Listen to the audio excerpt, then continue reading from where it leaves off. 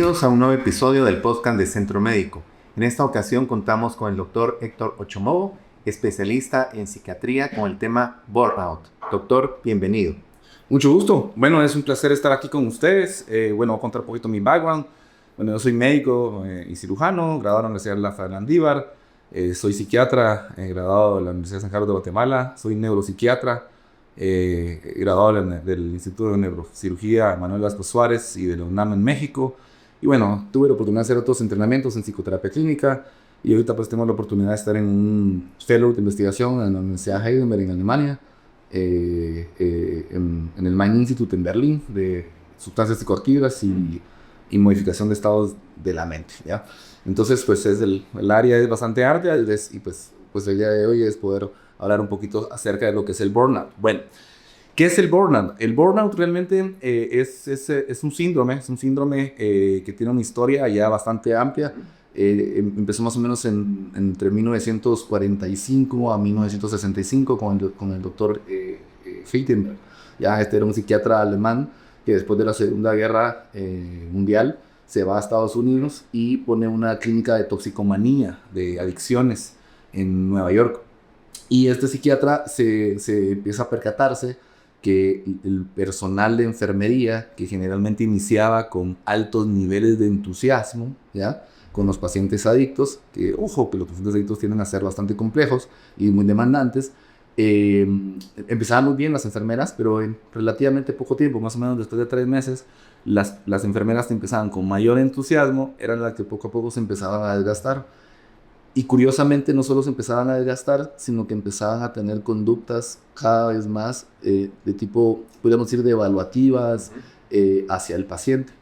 Entonces él, como buen psiquiatra, empieza a hacer, a identificar y a apuntar y hacer como que la investigación sobre esto. Y empezar a darse cuenta que sí, efectivamente termina, digamos, estas enfermeras que tenían alto entusiasmo se empezaban a desgastar y poco a poco se empezaban a quemar. Y de ahí viene el síndrome, el nombre del síndrome, el síndrome de burnout, por el aceite requemado y reutilizado en los transbordadores espaciales, ya que estaba también en boom de investigación aeroespacial en ese entonces. Entonces, el síndrome se caracteriza básicamente por 3 factores. Agotamiento emocional, en donde el paciente llega a tener síntomas, de síntomas leves emocionales, que pueden traducirse en irritabilidad o tristeza o cansancio en relación al contexto laboral o el contexto en donde el paciente se está desempeñando.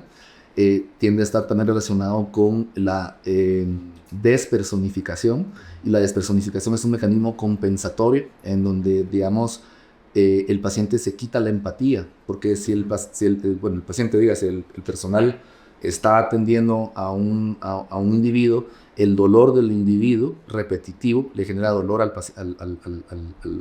personal asistencial. Entonces ese dolor también desgasta. Entonces lo que hace el mecanismo como mecanismo compensatorio es quitarle la personalidad, lo despersonifica y lo objetiviza. Y al objetivizarlo, entonces ya no le duele el dolor ajeno, ¿ya? Un mecanismo compensatorio para poder seguir funcionando ante el evento. Y el otro factor es la realización personal. La realización personal generalmente baja o disminuye, y eso se traduce en que la persona pierde el sentido de trascendencia. Ya no le da un sentido del por qué está haciendo lo que está haciendo. Entonces, básicamente, tenemos que tener altos niveles de agotamiento emocional, altos niveles de despersonificación y bajo nivel de trascendencia. Ese punto es bien importante, porque yo puedo estar agotado emocionalmente o incluso puedo estar despersonificado, ¿ya? O sea, en el sentido de que le quito la personificación al paciente para no sentir el dolor del mismo, pero me puedo sentir trascendente con lo que estoy haciendo, ¿ya? Entonces, ¿eso qué quiere decir? El paciente sigue sintiendo placer y deseo, ¿ya?, porque siente que tiene un sentido lo que hace. El burnout tiene que perder ese sentido, sumado a los otros 2 factores. Ahí el paciente empieza a agotarse y empieza a consumirse. Y obviamente el mecanismo, conforme esto va aumentando en el tiempo, se va traduciendo en incluso hasta maltrato, maltrato hacia el paciente o maltrato hacia sus mismos familiares o personal o compañeros, ¿verdad? Y obviamente esto, si va avanzando en el tiempo, pues, y se cronifica, te puede llegar a tener niveles de depresión y ansiedad. Ahora, como vemos, y muy bien lo explicaste, es un tema que ya tiene bastante tiempo y que esto ha evolucionado y que es muy actual en nuestra sociedad durante pandemia y también post-pandemia. No únicamente en lo que es el ramo de la medicina.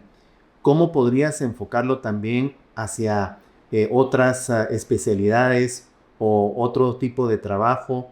Incluso en las empresas hay personal que ya está agotado de tanto trabajo y esto puede estar reflejado en algunas actitudes que ellos estén presentando. Es una excelente pregunta. Curiosamente, la alumna del doctor Hegemel era Cristina Maslach, ¿ya? Y Cristina Maslach no era psiquiatra, era psicóloga, especialista en comportamiento. Ella empieza a agarrar los estudios del doctor y los empieza a tropicalizar, ¿ya? No solo en personal asistencial médico, ¿ya? Sino que lo empieza a tropicalizar en empresas, en organizaciones, y ella es la que desarrolla el término de estrés laboral, ¿ya? O sea, básicamente el burnout es lo que conocemos como estrés laboral. Obviamente inicialmente enfocaba en personal asistencial, pero hoy por hoy, conforme se ha ido avanzando la investigación y al tiempo actual, este tema se puede desarrollar básicamente en cualquier fenómeno en donde la persona esté dando un servicio. Entonces esto hace de que sea todavía más complejo. Entonces podemos tener estrés laboral o burnout a nivel organizacional, a nivel personal, incluso hay estudios a nivel del propio matrimonio o las relaciones íntimas o afectivas, porque al final el estar casado, digamos, o estar conviviendo con pareja, terminas teniendo atribuciones de responsabilidad e incluso hasta de servicio, ¿verdad? Entonces se puede utilizar. Ahora, hay un pre-pandemia y un post-pandemia, ¿verdad? Los factores de estrés, digamos, ante la incertidumbre de lo que podía llegar a ser el COVID, la posibilidad de mortalidad o de la pérdida de un familiar, pues, inicialmente la incertidumbre, ¿verdad? Y ya después, conforme fue sucediendo el aislamiento social, generaron altos niveles de estrés. Entonces ahí entramos con otro tema, digamos, la capacidad que tiene la persona para poder soportar el estrés. ¿Y el estrés qué es? Y la segunda pregunta sería, ¿el estrés es malo o no? Y la respuesta es de que realmente el estrés no es que necesariamente sea malo, ¿ya? El estrés es necesario para que tengamos una reacción de ajuste para acoplarnos o adaptarnos ante las demandas del día a día. Si no tenemos estrés, entonces nos paralizamos. Entonces, un ejemplo, un factor estresor sería el hambre. ¿Ya? Después de las 2 de la tarde yo puedo empezar a tener cierta necesidad, ¿ya? Mi cuerpo entra en un mecanismo estresor y ese estresor que se traduce en un hambre, ¿ya? Para que el sistema lo identifique, nos hace que busquemos comida, ¿ya? Entonces ahí es totalmente funcional, es eustrés. Y así pongámoslo en cualquier lado, digamos, la necesidad para poder desarrollarnos, tener una mejor casa, sacar una maestría, tener un doctorado, una especialidad, darle una mejor posición a la familia, todo se traduce en estrés. Si no hay estrés es patológico, ¿ya? Un justo estrés es necesario. ¿Dónde se vuelve patológico? En el momento en donde la carga estresora supera la capacidad del individuo para sopesar el estrés, ¿ya? Y el segundo factor es el tiempo de durabilidad que el estrés está generando. Porque puede ser que el estrés no sea necesariamente tan intenso, pero si se mantiene en el tiempo, que eso fue lo que sucedió en la pandemia, un aislamiento, incertidumbre en el tiempo, ya el paciente puede empezar a tener dificultades para poder manejarlo. Entonces lo que hace el sistema es de que empieza a generar mecanismos compensatorios para adaptarse a dicho fenómeno. Y esos mecanismos compensatorios, ya inicialmente tratan de manejarlo, compensarlo, pero si no se logran compensar, entonces generan más carga para poder compensarlos. Y ahí empezamos a tener factores ansiosos, ¿ya? Que si no se logran manejar, entonces ya podemos caer en factores depresivos, ¿ya? Es un tema que se da mucho a veces a confundir ciertas palabras y más que todo para aquellas personas que escuchan este podcast y dicen en cierto momento yo tengo estrés o yo tengo ansiedad o yo tengo depresión. ¿Cómo podemos identificar un estrés que ya es mal y ese estrés desencadena ansiedad y podemos llegar a una depresión? ¿Cuáles son los pasos ahí que se puede seguir? Sí, bueno, a ver, esa es una buena pregunta. Primero, identificar los factores que les mencioné, ¿verdad? Digamos, si la persona se siente agotada específicamente con el factor o el fenómeno estresor, hay que identificar cuál sería el fenómeno estresor. El trabajo, la relación de pareja, incluso los hijos, o sea, cualquier rol o cualquier dinámica, ¿no? Entonces, si aparecen, digamos, síntomas emocionales, ¿ya? Como tristeza, enojo, irritabilidad, frustración, específicamente con el evento estresor. Dos, si el paciente, si la persona, digamos, empieza a tener conductas negativas o incluso evaluativas hacia sus colegas, hacia el rol del trabajo. Lo pongo un ejemplo, vemos el salir, no sé, 1 hora y media antes del trabajo, ¿verdad? Ya es quitarle el sentido de pertenencia a la institución, ¿eh? Por ejemplo, es un ejemplo, ¿verdad? Eso sería un factor, ¿ya? O ya, digamos, tener estos como mecanismos en donde no me importa la relación de pareja, ¿ya? Como ser empático hacia la otra persona. Y el otro factor, digamos, sería la sensación de trascendencia, ¿ya? Si yo siento, hacernos la pregunta, si yo siento que lo que estoy, el rol que estoy ejerciendo en esta posición laboral, en esta dinámica vinculativa o con la persona, digamos, trasciende y tiene sentido para mí, ¿ya? Si nos sentimos identificados con estas preguntas, posiblemente estamos ante un evento estresor y un evento estresor que ya está siendo patológico. Pero eso no necesariamente es depresión, ¿ya? Ok, ahora, ¿cómo identificar la depresión? Cuando ya empezamos a tener síntomas en donde ya empezamos a perder el placer global de las cosas, ya no solo dirigido hacia algo. Porque yo puedo perder el placer hacia el trabajo, pero llego a la casa y no necesariamente tengo pérdida de placer cuando llego con mis hijos, por poner un ejemplo. Pero si en el trabajo tengo ausencia de placer, resulta que con mi familia también, que los hobbies que te realizaba ya no lo siento igual. Entonces eso se llama anedonia, que es la incapacidad de poder sentir placer. Y la anedonia es global, no es selectiva, ¿ya? Y es un fenómeno que contaminó, ¿ya?, toda la identidad. Entonces ya ese es un síntoma depresivo. El hecho que tengamos cansancio físico generalizado, no solo en el ambiente laboral, ¿ya? Porque vemos ahí, yo puedo sentirme cansado en el ambiente laboral, pero digamos, me invitan a jugar tenis y voy a jugar tenis, ¿ya? Pero ¿qué pasa si ya no tengo ganas de ir a jugar tenis? Porque ya no siento placer jugando tenis y resulta que, que hago, como decimos en Guatemala, ¿a qué hueva? No, mejor no, eso no, pero antes sí me gustaba. Entonces ya no hay energía, no solo en el ambiente laboral, sino que ya la energía se perdió en básicamente varias esferas. Entonces hay agotamiento, hay ausencia de placer, el paciente puede empezar a tener culpa, ¿ya?, básicamente de muchas cosas, puede empezar a catastrofizar el futuro, ¿ya?, a tener sentimientos de minusvalía, obviamente ya empezar a irritabilidad global, no solo dirigido hacia una cosa, tristeza, llanto. Y en casos más dramáticos, el paciente puede empezar a tener ya pensamientos o deseos de muerte, ¿ya? Obviamente no, el pensamiento no cae, me quiero matar, sino que inicialmente el paciente, cuando empieza con los síntomas depresivos iniciales, puede empezar a dudar de su propia existencia, ¿ya? Entonces como que a preguntarse, pero ¿por qué vale la pena seguir viviendo? No, que es diferente a un estrés laboral, porque vale la pena seguir trabajando, ¿ya? No, aquí es, valdrá la pena seguir viviendo. ¿Por qué trabajar aquí? ¿Por qué vivir aquí? ¿Ya? Entonces, como que los síntomas se traducen incluso a la misma identidad personal, ¿ya? Y si estos síntomas se mantienen en un promedio de 2 semanas o más, entonces el paciente ya entró en un cuadro depresivo, ¿ya? Y esto se puede intensificar al punto que sí puede ser dramático, totalmente disfuncional. Y obviamente el paciente puede compensar ya con sustancias, con alcohol, con otro tratamiento. Factor tiempo también es algo que nos puede decir cómo va el paciente, pero también algún factor genético que predisponga a las personas a ser más depresivas, más ansiosas o vivir más estrés. Por supuesto, digamos, el factor genético es altamente importante, digamos, en los estudios cuando se ve linajes de familiares con, digamos, con suicidios o depresiones, ¿ya? La depresión es altamente genética, ¿ya? La ansiedad es altamente genética.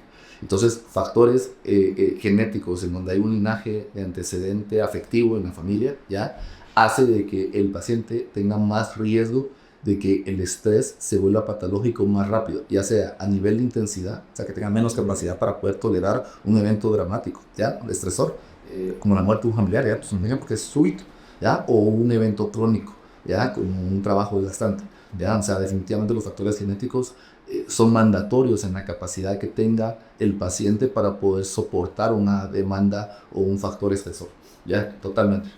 Ahora, ¿qué recomendaciones podrías hacer ya para el ámbito hospitalario o laboral respecto a personas que están mostrando cierto rechazo a veces al trabajo o se les ve que han bajado su rendimiento, o incluso personas o adolescentes que fueron buenos estudiantes y empiezan a bajar ese rendimiento académico? qué preguntar, qué investigar en ese tipo de paciente. Bueno, digamos, otra vez, tú mencionaste laboral y obviamente a nivel de un paciente. Digamos, a nivel laboral hay múltiples factores, desde, digamos, recompensas económicas, ¿ya?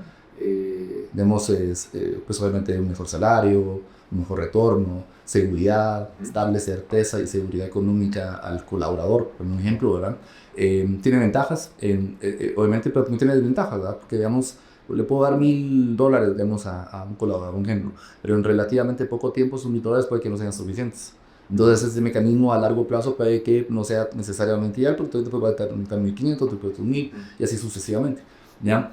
Eh, Ahora, mecanismos tal vez no necesariamente recompensas económicas o de seguridad, digamos, laboral, es de hace el reconocimiento, ¿ya? Uno de los principales factores que está relacionado con mitigar el factor estresor es el reconocimiento y el sentido de pertenencia grupal a nivel laboral, ¿ya? Entonces, como cosas tan simples como el trabajador del año, ¿ya? O el trabajador del mes, ¿ya? Ese es un factor, el reconocimiento. El otro factor a nivel laboral es el hecho de que haya cambio de estímulo en la posición o en el ámbito en el que se encuentra, ¿ya? O sea, no dejarlo en la misma posición o en la misma, ¿qué le puedo decir? En la misma oficina 4 o 5 años, ¿ya? Sino que esté cambiando de posiciones, que esté agarrando nuevos retos, porque eso genera nueva estimulación, que tenga la posibilidad de crecimiento, ¿ya? Porque entonces la posibilidad de crecimiento da un nuevo estímulo y le da sentido al hecho de que esté trabajando, ¿ya? Entre uno de los factores principales. Bueno, eso se decía medidas laborales. Ahora, a nivel personal, la exploración, ¿ya? Porque muchas veces la persona no sabe que está deprimida, no sabe que está en un término, o sea, literalmente el individuo se contamina, ¿ya? Porque el afecto, para comprenderlo, las emociones no tienen tiempo, son atemporales, ¿ya? Entonces solo se sienten en el exacto presente. Entonces, como el dolor, ¿ya? Un paciente que tiene dolor contamina todo, ¿ya? Porque el dolor es tácito en el presente, ¿ya? Entonces, si hay ansiedad o si hay pérdida de placer, que son síntomas depresivos, el paciente lo normaliza, ¿ya? Y pierde la capacidad de reconocer que está teniendo un síntoma porque poco a poco va entrando en esa dinámica, ¿ya? Entonces el paciente no lo reconoce. Entonces se requiere, digamos, hacer una exploración. Muchas veces la exploración primero ayuda como reconocimiento para el paciente y segundo, digamos, cuando se le pone el síntoma, digamos, si se le compara, mira, el placer que sentías, no sé, jugando fútbol hace 6 meses versus últimamente, ¿cómo es? Ahí logra identificar al paciente, ¿ya? Sí, doctor, feliz de que antes sí me gustaba, me levantaba temprano, hacía, iba a jugar y sí me gustaba, y pues ahorita no quiero la energía y la verdad, doctor, sentimos 3 meses de no jugar, ¿va? No me había dado cuenta, ¿ya? Entonces, explorar, porque el paciente no lo reconoce, ¿ya? Entonces, como profesionales de la salud, siempre, digamos, en las pláticas que doy, en nuestras presentaciones, incluso los estudiantes de psiquiatría o incluso neurología, ya en los posgrados, tienen que explorar, porque el paciente no le va a decir el síntoma, ¿ya? Entonces uno como médico tiene que ponerle el síntoma, hacer la exploración no solo en el presente, sino que en comparativa con el pasado, ¿ya? Para que el paciente logre identificar el diferencial y uno logre identificar el diferencial. Porque si uno le dice al paciente, mira, ¿estás deprimido? Pues no estoy deprimido, ¿no? Pero ni siquiera va a tener atención, ¿verdad? Pero si uno ya va directamente con el síntoma, mira, has tenido, cuando te gusta un deporte, has sido todo así, y lo has jugado últimamente, pues mira, doctor, que lo último es de noviembre, hace 6 meses, sí, ¿a qué has jugado? Entonces ahí uno puede ver la sintomatología en una comparativa temporal. Entonces la exploración, ¿verdad? Y tener como entendimiento, y parte de esto es entender de que hay mucho más allá, ¿no? Ahora, en lo que es el tratamiento de pacientes con el burnout, pacientes con ansiedad y que llegan a una depresión, ¿cuál es el manejo que se le da a ellos? Generalmente el burnout, digamos, el mecanismo, digamos, termina siendo, bueno, si estamos en una posición, digamos, organizacional de liderazgo, es mucho de la estrategia conductual comportamental a nivel de la gestión de talento humano, ¿ya? Entonces son como políticas organizacionales, ¿ya? Reconocimiento, sentido de pertenencia, talleres, motivación, que se va, ¿ya? También el burnout, digamos, no necesariamente tiene que ser medicado, es un punto importante, ¿ya? Entonces la parte psicoterapéutica, el tener un coach, en llevar un abordaje, la espiritualidad ya acercarse con su grupo de creencia, digamos, ayuda muchísimo, ¿no? La red de apoyo, el grupo familiar, las amistades, la parte vinculativa, el afecto, se puede abordar y se puede contener bastante. La psicoeducación, ¿ya? Ayuda mucho. Ahora, cuando entramos en cuadros depresivos o ansiosos, igual forma, no todos los cuadros depresivos o ansiosos es necesario medicarlos, ¿ya? Lo que es importante es identificar, ¿ya? Y dependiendo de la intensidad del cuadro, así es el criterio farmacológico o no farmacológico, generalmente de moderado a severo, en los distintos indicadores o escalas internacionales que tienen validez, se debe medicar al paciente, ¿ya? De lo contrario, en cuadros depresivos o ansiosos leves, la parte psicoterapéutica es mandatoria, ¿ya? Y obviamente en la práctica, pues la idea es, en la medida de lo posible, evitar pues el tratamiento farmacológico, ¿ya? Al menos que sea necesariamente necesario, pero si es necesario, hay que hacerlo. Obviamente identificando el tipo de síntomas, características, qué tipo, subtipo de depresión, y ahí entramos ya al manejo del expertise clínico, ¿verdad? Porque no es sinónimo de depresión dar un antidepresivo, ¿ya? Porque la depresión y la ansiedad puede ser secundaria a muchos cuadros síntomas, de hipotiroidismo, hipertiroidismo, patologías neurológicas, neurodegenerativas, sustancias, o sea, entonces la depresión y ansiedad puede ser el pico de iceberg de un montón de cuadros médicos más complejos que hay que hacer el diagnóstico a tiempo. Vemos en Guatemala las noticias que a veces no son muy halagadoras, escuchamos también noticias en la radio, o incluso a nivel mundial no se está pasando por un buen momento, que todo eso puede influir en los pacientes a largo plazo. ¿Qué recomendaciones harías a nivel de la población general para que eviten todo este tipo de ansiedad que puede existir? Bueno, los medios, ya es un tema muy importante. El problema con la temática internacional, si lo hablamos de alguna forma, es de que si bien es cierto nos afecta, pero hay una contaminación excesiva de malas noticias, si lo miramos de alguna forma. Entonces, esto muchas veces pone al paciente en un fenómeno compulsivo, ¿ya? Y la compulsión, ¿qué es? La compulsión termina siendo la necesidad o un acto de chequear para aminorizar la ansiedad que me genera alguna incertidumbre. Y la incertidumbre, ¿ya? Termina siendo muchas veces el mecanismo cognitivo que la mente utiliza para minimizar el posible factor estresor, ¿ya? Entonces, el problema es de que la obsesión o el mecanismo clínicamente se llama duda patológica. Y el acto compulsivo se llama necesidad de saber, ¿ya? Entonces muchas veces el paciente empieza a revisar y a chequear información que no necesariamente le va a ayudar para absolutamente nada, ¿ya? O sea, si nos ponemos a pensar, sí, tenemos inversiones, no sé, gigantescas en bolsa, pues ver cómo está el índice, digamos, económico, pues vale la pena, ¿no? ¿Ya? Pero no todos los días o cada hora o cada minuto, por un ejemplo, ¿verdad? Porque ahí no tiene sentido lógico, ¿ya? Pero si no necesariamente ese es el caso, esa necesidad de saber y estar chequeando constantemente la información, en vez de reducir la ansiedad, la vuelve más intensa, porque nunca es suficiente la cantidad de información para minorizar el fenómeno. Entonces el paciente entra en una dinámica obsesiva que obviamente se vuelve patológica. Entonces, regresando a la pregunta, la recomendación es ver justo lo necesario y no más de eso. Y si se puede evitar, digamos, la contaminación de noticias y evitar, digamos, compulsivamente estar revisando, rechequeando, eso ayudaría mucho. Y de ahí, pues, todos los mecanismos, digamos, del hoy y la ahora, que son, digamos, modelos psicoterapéuticos que ayudan mucho, centrarnos en el presente, no irnos hacia el futuro, el ejercicio, enfocarnos en nuestra familia, porque no sabemos qué va a pasar básicamente en 5 segundos, ¿verdad? Y mucho menos lo que va a pasar en 100 años. ¿Ya? Lo que tenemos certeza y con costo es en el exacto presente. Entonces, muchas veces por la incertidumbre a futuro, dejamos de lado el presente, que es el 100% de la realidad, ¿ya? Entonces, enfocarnos en el presente, yo le diría de una forma muy simplista, ¿va? Obviamente en la práctica hay pacientes que están en una crisis obsesiva o ya requieren tratamiento farmacológico y no lo van a poder hacer.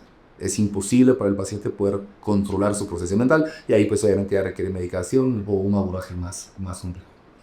Por último, ¿algún mensaje que nos pueda decir para aquellas personas que están cursando con ese síndrome de burnout?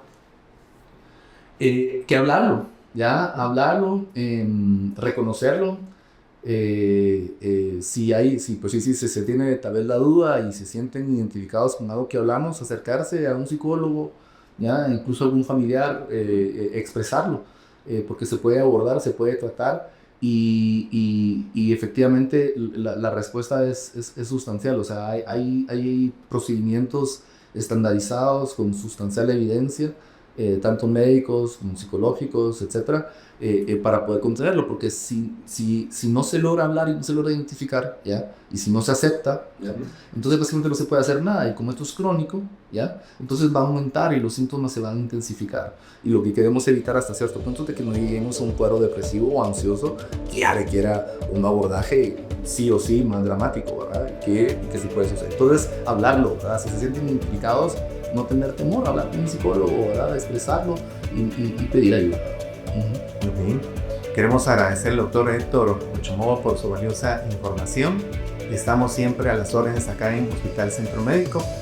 Doctor Ochomovo, muchas gracias. Gracias por la invitación y qué gusto verlos, y estamos ahí para verlos.